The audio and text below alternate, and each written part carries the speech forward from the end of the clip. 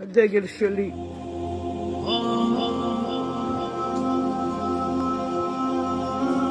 יו, איזה אגרסיבי.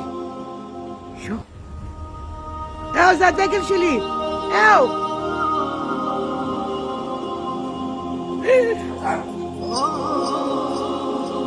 גנב לי, הוא קרא לי אותו לגזרים. האמת בדיוק כמו שהמדינה שלנו כרגע קרואה לגזרים.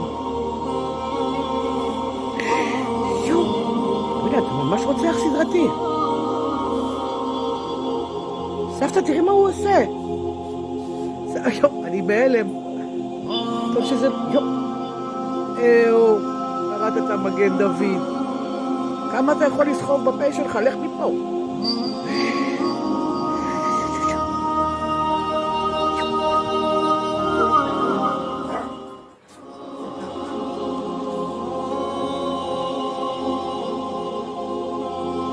הוא לוקח רק את החוטים.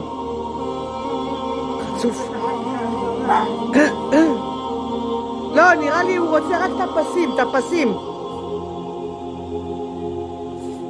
אני בהלם.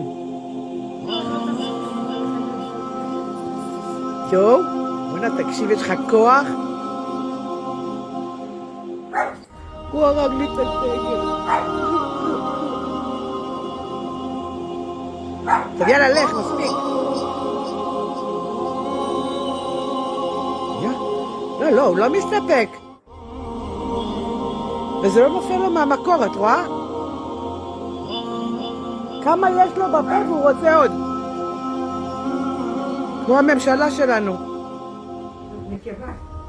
חברי הכנסת, כמה שיש להם כסף רוצים עוד. לנו לא נותנים שום דבר. טוב, זהו.